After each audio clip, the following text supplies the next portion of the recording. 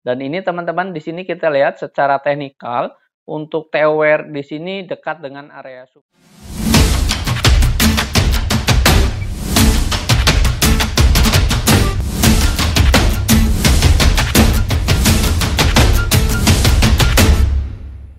Hai, Easy to Invest. Kembali lagi bersama saya Dento dalam Akademik Saham. Ya, pada kesempatan kali ini kita akan mengupdate dari analisis teknikal kembali teman-teman beserta analisis dari fundamentalnya sendiri untuk emiten-emiten yang akan kita bahas teman-teman. Nah teman-teman, tonton video ini secara full ya teman-teman agar mendapatkan pemahaman yang utuh dan jelas. Dan juga bagi teman-teman yang memang baru pertama kali hadir dalam channel ini, selamat datang dan mohon dukungannya teman-teman untuk channel ini dengan cara subscribe, like, dan komen. Baik, kita akan menganalisis dari yang pertama terlebih dahulu, yaitu dari analisis teknikal untuk IHSG.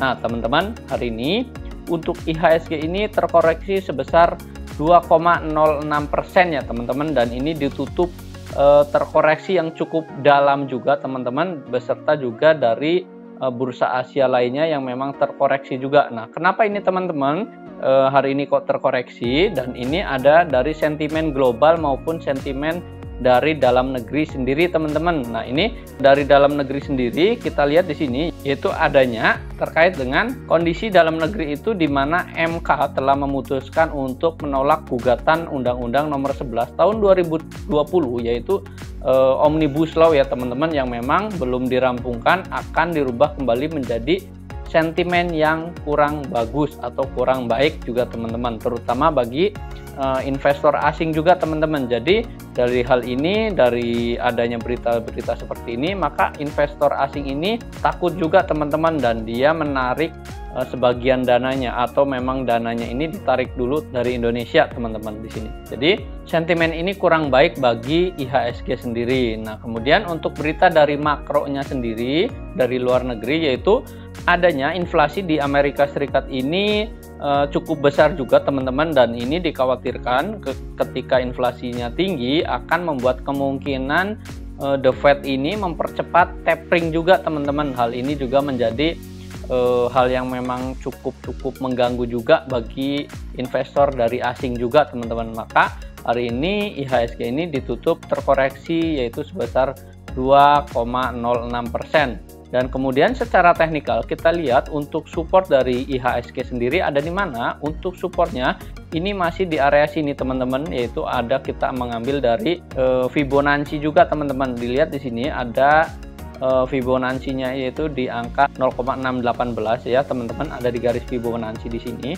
Maka ini akan menjadi support terkuatnya juga teman-teman bagi IHSG, yaitu ada di angka 6.479 sampai 6.500 ya teman-teman. Ini di area sini untuk support dari IHSG sendiri.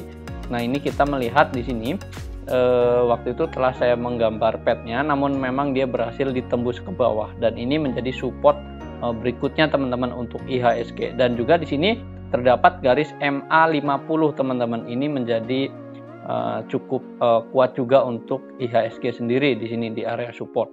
Nah di sini kita akan melihat saham-saham yang memang masih potensial. Yang pertama kita akan membahas dari analisis saham, yaitu ada dari bank ya teman-teman. Di sini kita lihat di sini ada Bank BBTN teman-teman. Nah kenapa Bank BBTN? Nah kita lihat secara teknikal dia telah mendekati area support teman-teman. Di sini ini adalah area support dari Bank BTN sendiri. Nah secara fundamental untuk BTN ini masih cukup bagus juga teman-teman, dan secara teknikal teman-teman boleh melirik dari saham Bank BBTN ini. Buy on weakness teman-teman di area sini, di area 1780 ini sebagai supportnya, yaitu ketika teman-teman memang ingin membeli BBTN ini boleh di area sini teman-teman. Nah untuk resisten BBTN ada di mana? Resisten terdekatnya itu ada di 1850 sampai 1880 ya teman-teman. Ini untuk area resisten terdekatnya. Dan area resisten terpanjangnya ada di mana? Untuk BBTN sendiri areanya masih ada di area 1950. Ini sebagai area resisten panjangnya. Ini untuk saham BBTN. Nah, bagi teman-teman yang memang suka saham-saham big bank di sini, yaitu boleh melirik BBTN juga teman-teman. Nah, ini untuk saham yang pertama. Nah, untuk saham yang kedua ada saham ISAT. Ya, ISAT teman-teman atau Indosat. Nah, kita lihat di sini teman-teman.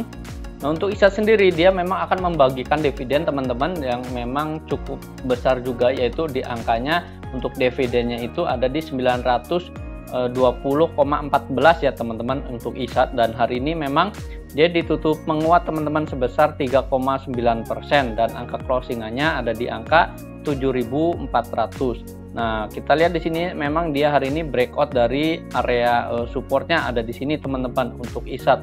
Ini adalah area support barunya teman-teman. Jadi teman-teman boleh catat juga untuk area supportnya ada di mana. Untuk area support ISAT sendiri ada di angka 7.175.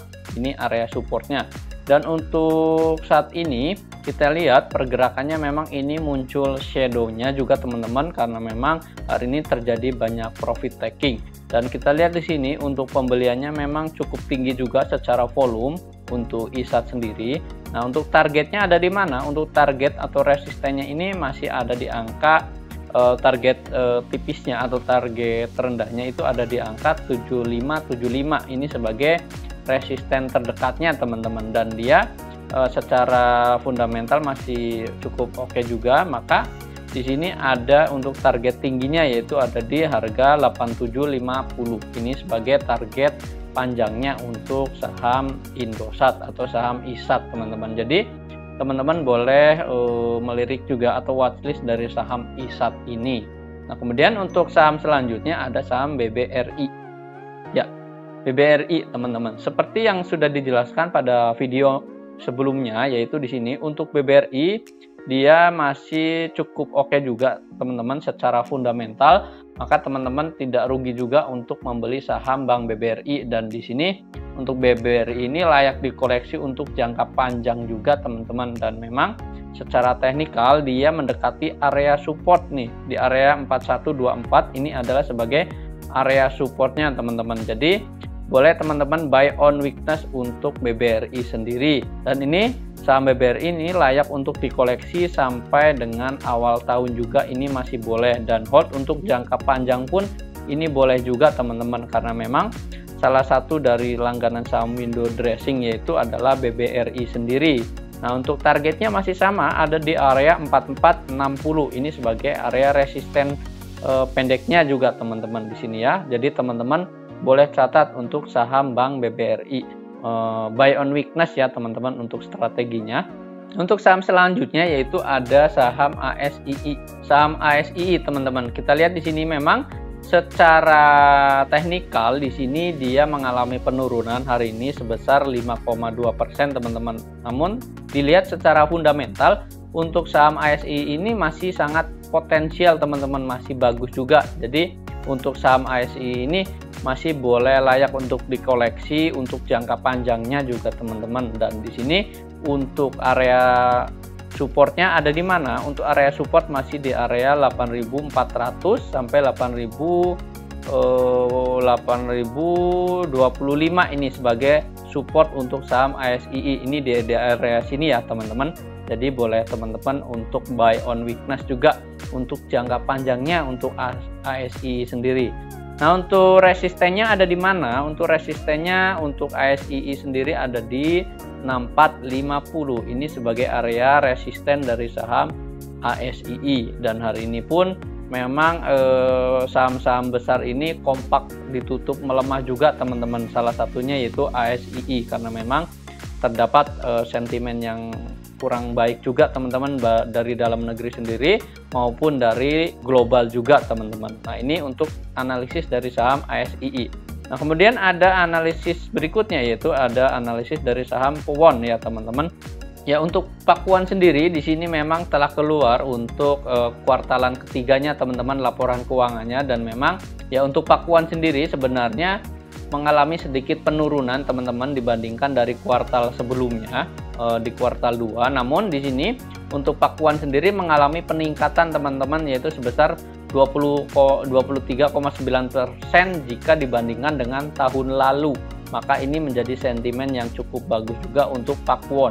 Nah, di sini strategi untuk Pakuan sendiri bagaimana? Untuk strateginya di sini terdapat area support yang memang ada di area sini, yaitu di angka 482 sampai angka 500 ya teman-teman. Sebenarnya ini untuk Pakuan sendiri teman-teman boleh strateginya buy on weakness juga teman-teman, ini di area sini sebagai area supportnya. Jadi jika perdagangan hari berikutnya muncul candle hijau atau memang dia sampai terkoreksi sampai ke angka 482 ini, teman-teman boleh buy on weakness untuk Pakuan sendiri.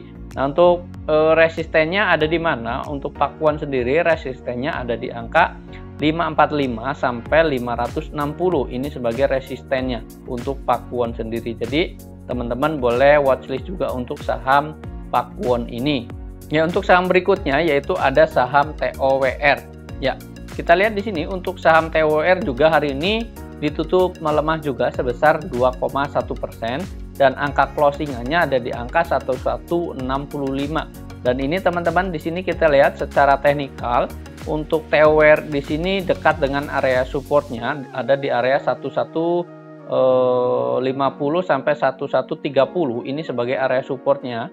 Maka teman-teman boleh lirik juga untuk saham TOWR ini, dan strateginya adalah buy on weakness teman-teman. Nah, ini boleh dilirik untuk TOWR. Dan untuk resistennya ada di mana? Untuk resistennya ada di 1240 sampai 1280, ini sebagai area resistennya teman-teman. Jadi teman-teman boleh lirik juga untuk saham TOWR atau watchlist untuk saham TOWR jika memang pada perdagangan hari berikutnya mengalami pantulan atau rebound dari supportnya teman-teman di area sini ya.